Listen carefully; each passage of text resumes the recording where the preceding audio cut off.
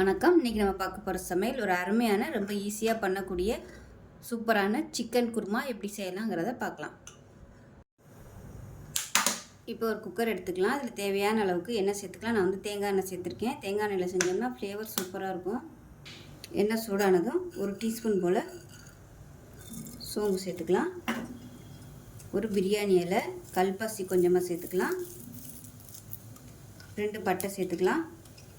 கொஞ்சம் ஒரே ஒரு ஸ்டார் அனீஸ் சேர்த்துக்கலாம். 3 கிராம்பு சேர்த்துக்கலாம். ஒரு ஏலக்காய் சேர்த்துக்கலாம். எல்லாமே பொரியட்டும். இப்போ அதில் நீளமாக நறுக்குனா பெரிய வெங்காயம் சேர்த்துக்கலாம்.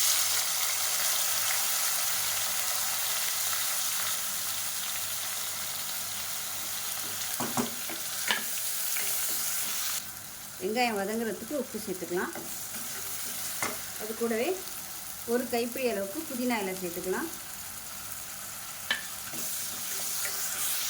வெங்காயம் லேசாக வதங்கினதும் ஒரு டேபிள் ஸ்பூன் இஞ்சி பூண்டு பேஸ்ட் சேர்த்து வதக்கி விட்டுக்கலாம்.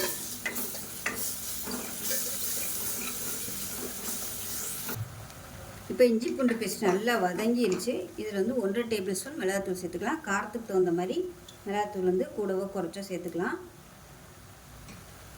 இப்போ இதில் ஒரு அரை டேபிள் ஸ்பூன் அளவுக்கு தனியாத்தூள் சேர்த்துக்கலாம்.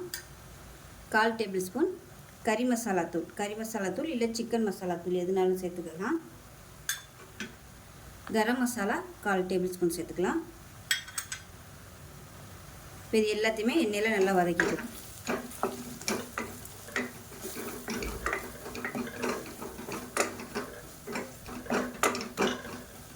இது நல்லா வதக்கிட்டு மீடியம் சைஸாக 2 தக்காளி சேர்த்துக்கலாம்.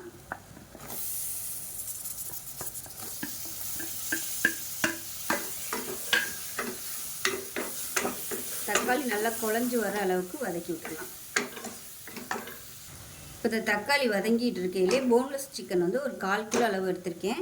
நல்லா மஞ்சத்தூள் உப்பு போட்டு நல்லா ஊற வச்சுட்டேன். இப்போ இதையும் சேர்த்து நல்லா வதக்கி விட்டுக்கலாம். நீங்கள் எலும்போடு சேர்க்குறனாலும் சேர்த்துக்கலாம். இப்போ மிக்ஸி ஜார் எடுத்துக்கலாம். 1/4 மூடி துருவின தேங்காய், ஒரு 4 முந்திரி பருப்பு சேர்த்துக்கலாம். இது கூடவே ஒரு டேபிள் ஸ்பூன் சோம்பு சேர்த்துக்கலாம். அது கூடவே ஒரு டீஸ்பூன் போல் கசகசா சேர்த்துக்கலாம். இப்போ இது எல்லாத்தையும் நல்லா தண்ணி ஊற்றி நல்லா நைஸாக அரைச்சிட்டு பார்க்கலாம். சிக்கன் நல்லா வதங்கிருச்சு. இப்போ நம்ம அரைச்சி வச்சுருக்க அந்த தேங்காய் பேஸ்ட்டை சேர்த்துக்கலாம்.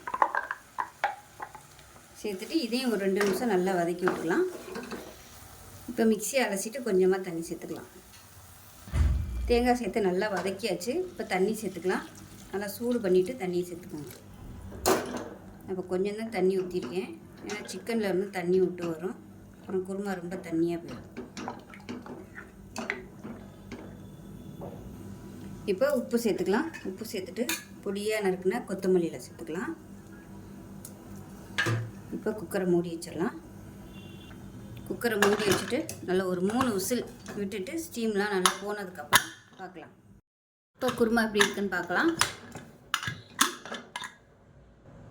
பாருங்கள், சூப்பராக வந்துருச்சு சிக்கன் குருமா. நல்லா தகன்னு இருக்குது பாருங்கள். டேஸ்ட் நல்லா அட்டகாசமாக இருக்கும். இட்லிக்கெலாம் ஊற வச்சு சாப்பிட்டிங்கன்னா சூப்பராக இருக்கும். ஸோ இதே மாதிரி செஞ்சு பாருங்கள். செஞ்சு பார்த்துட்டு எப்படி வந்துச்சுங்கிறத சொல்லுங்கள். வீடியோ பிடிச்சிச்சுன்னா லைக் பண்ணுங்கள், கமெண்ட் பண்ணுங்கள், சேனலை சப்ஸ்கிரைப் பண்ணுங்கள், பக்கத்தில் பெல் பட்டனையும் ப்ரெஸ் பண்ணுங்கள். நன்றி.